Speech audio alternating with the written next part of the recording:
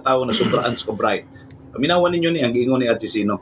Bright na gid kay ni gud siya. Munang sila na gud ang pinakahusto. Nya paminawan ninyo ang iyang video.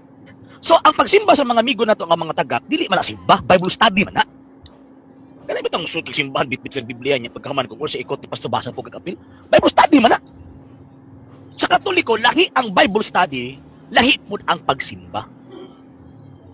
Kami, mag-Bible study mi, mag-doctrinal study mi, na-complete na ang mga libro, mag-ukay libro na amay tawag ining mutudlo. Pagkahuman na ipang confirm lang mo ang ipang sulti based sa mga evidence nga iyahang gisulti. Pero ang pagsimba, di ka pwede magbitbit og libro eh. Di ka pwede magbitbit og libro. Ang imong i-focus, ang imong kaugalingon sa Diyos nga gisimba sa panahon sa gitawag og pagsimba. Muna, kitang mga Katoliko, na atay Santa Misa, mabitaw ang traditional mass. Mga sir, og mga focus na kang Kristo, dili focus sa tao. So inyo siya nadunggan. Matod pa niya. Kining ato unang pagsimba din pagsimba. Bible study kuno ni. Unya matod pa niya, sila ra ang dunay tinuod nga pagsimba.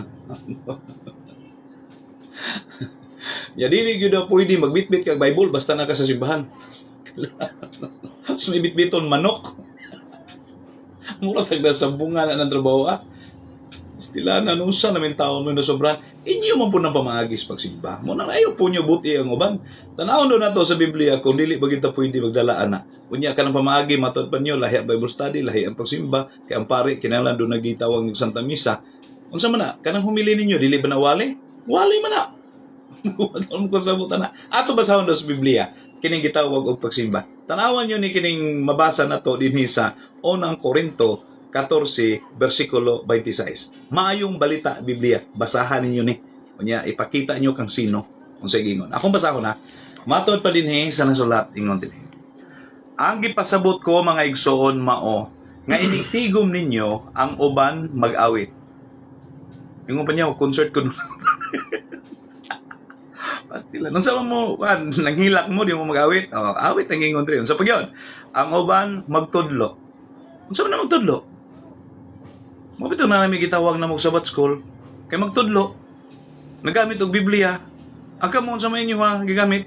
Comics. Pasti ada ni. Masubraan lagi ka, Bright. Sunod pa. Ang uban magwali. Tanawa. Magwali man lagi. So na humili. Yung sa may gamiton mo magwali ni mo. Comics imong gamiton. Puto sa bulad. Siyempre mo kuha kang teksto sa Biblia kay wali. Unsa ba ka? Panahon ni Ginoong Hesus, Lucas 4. Gitagaan siya ditong basahon ni Isaias. Kinilaging masubrahan ta ka, Bright ba? Mga sukuro ba dayon ning iyang mga disipulo ni sino? Unsa pa gyud? Ang uban magsultig lahi nga pinulungan. Ang uban pagayod maghubad sa kahulugan niini. Kinahanglan nga kining tanan buhaton aron sa paglig-on sa simbahan. Kinahanglan din ni buhaton aron paglig-on sa simbahan. Kanta, na magtudlo, na mag-awit, na magwali.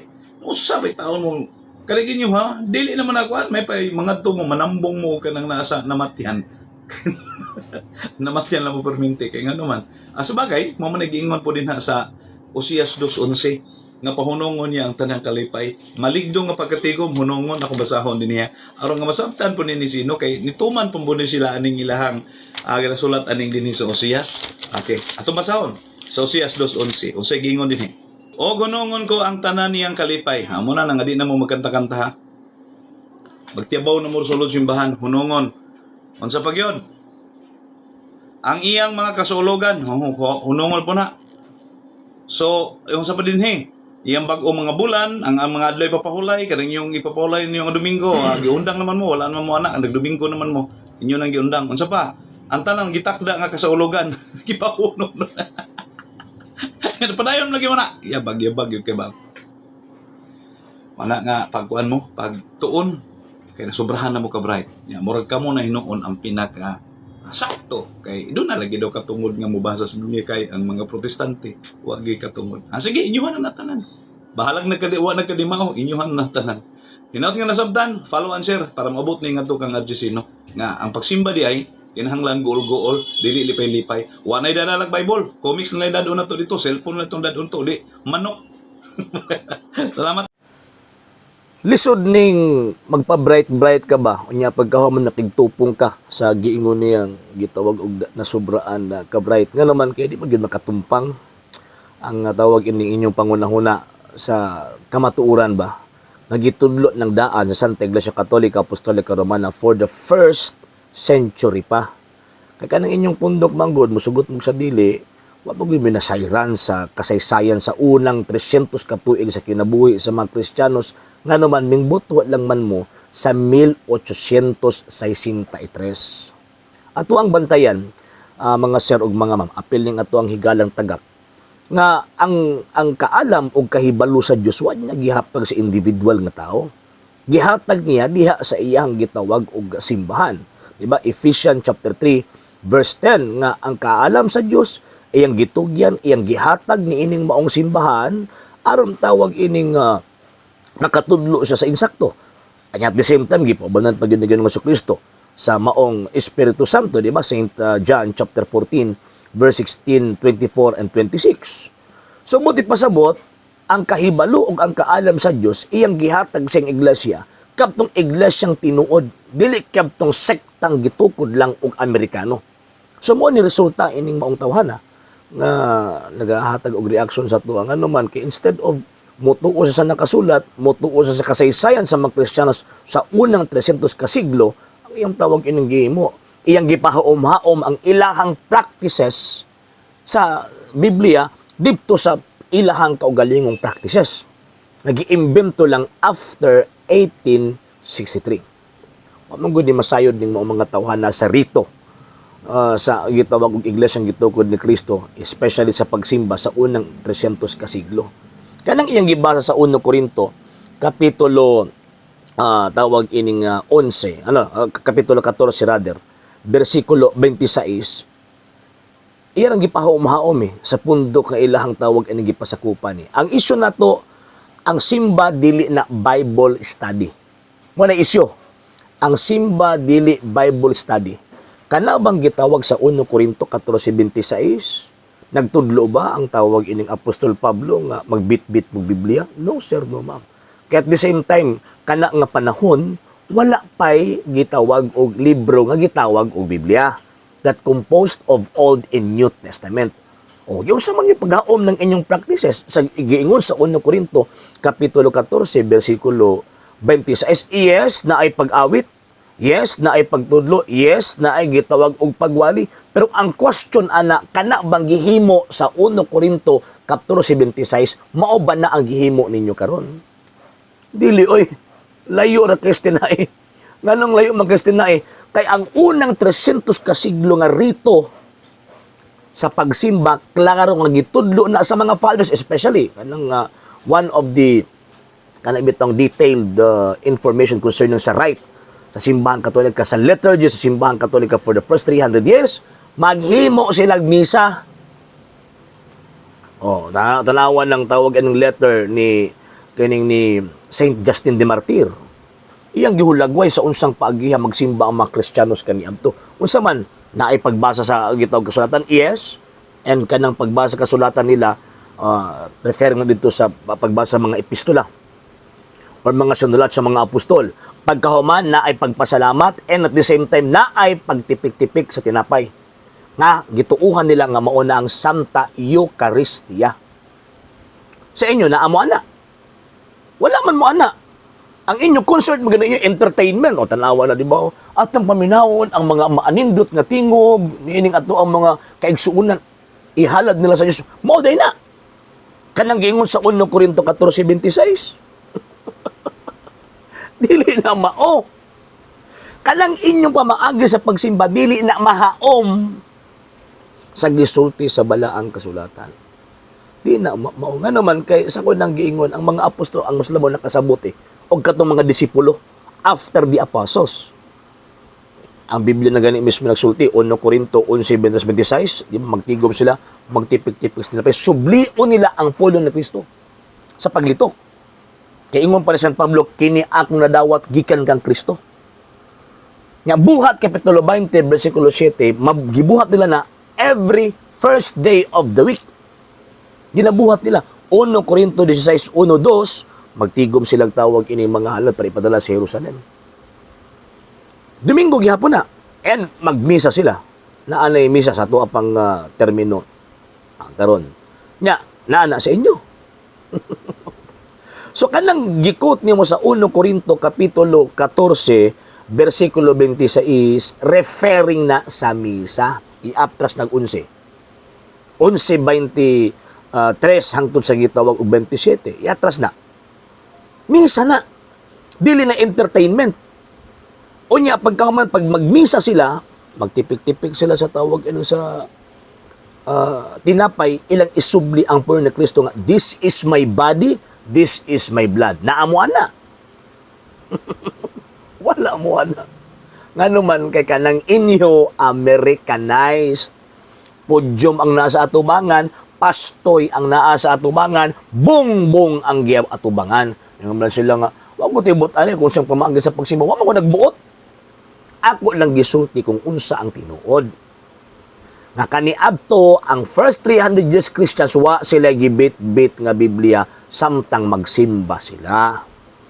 Mao pud mi mga Katoliko pag magsimba mi wa mi gibit-bit nga Biblia nga naman kay focus ang atensyon dito sa pagsimba sa Dios diha sa pagtipik-tipik sa tinapay nga mao nang gitawag na misa. Mao nang gisulti sa Biblia. Wala sa Biblia nga nag-iyahan sa nagbit-bit og Biblia. O ang tawag ining quote pa niyang 1 Corinto.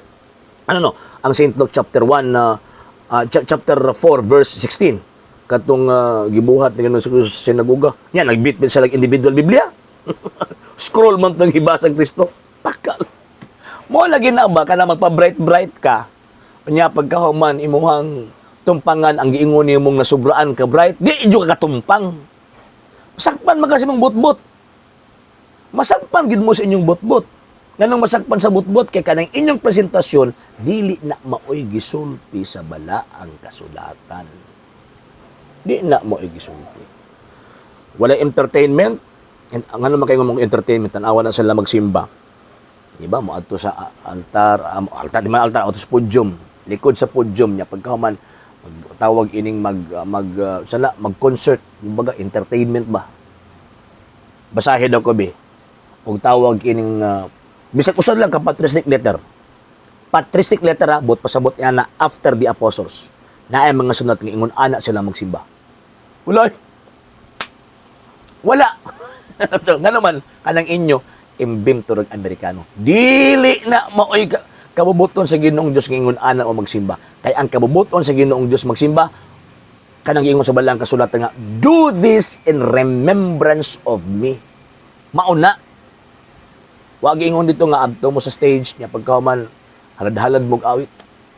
Di man na mao. Unya naapay gitawag og patik. Kini nga tuang higala nga nagpa-bright. Gikot pa niya ang Usias kapitulo 2 bersikulo 11 nga kitado ko ni igo daw ana. Ato nung basa og balik daw. Tanaw to. Basa og balik kinsa na igo niya. Og hunungon ko ang tanan niyang kalipay. Ang iyang mga pangilin, mga bag-ong subang sa bulan, mga adlawng igpapahulay, disgrasya. Kasunod-sunod mo ng adlawng igpapahulay. Ha? Kaya ang amuam tawag ining pagsimba kanang adlaw sa Ginoo. Yes, makonsider siya as Sabbath. Nga naman kay worshiping God man gud na. Pero kining ingon din nga hunungon ko ang adlaw igpapahulay, wala ni gi-interpret o dili ni pwedeng i-interpret nga first day of the week kay ang mga Hudyo, kung tanaw nimong balang kasulatan, magpahulay sila adlawng ikapito. Nganong tawag ining Dominguista man ang gisultian ani nga kada nga panahon dili pa existido ang pagsimba sa Ginoong Dios adlawng Domingo. Kaya nahitabo lang existido ang pagsimba sa adlawng Domingo sa panahon human na banhaw si Ginoong Jesucristo. So, huno lagi mo anang adlawng igpapahulay ninyo kay gipahunong na sa Dios og hunungon ko ang ilang mga kung may mga adlaw igpapahulay manggod kay mga Hudyo manggod ay daghan sila mga igpapahulay. Ay labi na ka na magsaulog sila sa madag kong mga fiesta. Di na consider nila nga adlaw igpapahulay. Pero usa sa mga main tawag ining igpapahulay nga igiingon sa Ginoong Dios nga unungon niya. Usa din na kanang ingon nga weekly Sabbath. Ngano man kay capital letter adlaw igpapahulay. So Bot pasabot, dili kita na ego. Ego ni tawag ining abot nga sa bodista. Sa bodista piki, okay? Sa hindi pa po nakapag-follow sa mga pages po natin, i-follow nyo po yung mga pages po natin, RJ Horolanciano II, TV Apolia Punto Argumento page, Kuya Apologies TV page, and RJ's Vlog 2022. And pwede rin po kayo mag-send po dyan ng Facebook stars. And also, sa atin po mga channels, sa hindi po nakapag-subscribe, i-subscribe po ninyo yung mga channels natin, Dalay Catholic, Apologies International Official, RJ Santo II TV, Kuya Apologies TV, and Barrio Kawayan Religious Forum. And pwede rin po kayo mag-send po dyan ng super sticker, super chats, and super thanks. And maraming salamat po sa mga kapatid at mga Katoliko na ulis pong tumutulong sa programa po natin. Maraming salamat po. Nang dahil po sa tulong at suporta po ninyo, ang programa po ito, until now, andito pa rin po sa social media. And until now din po, nangangailangan pa rin po tayo sa tulong at suporta po ninyo dahil wala po kami magagawa rito mga sir, mga ma'am, kung wala po yung tulong at suporta po ninyo. Sa gusto pong tumulong, sa gusto pong sumuporta, pwede po ninyong ipadala ang tulong at suporta po ninyo sa pamamagitan po ng ating mga account numbers dyan po sa ating pong screen. And pwede nyo po kaming i-message sa ating pong page kung via remittance po yung papadala po ninyo. Maraming salamat po in advance.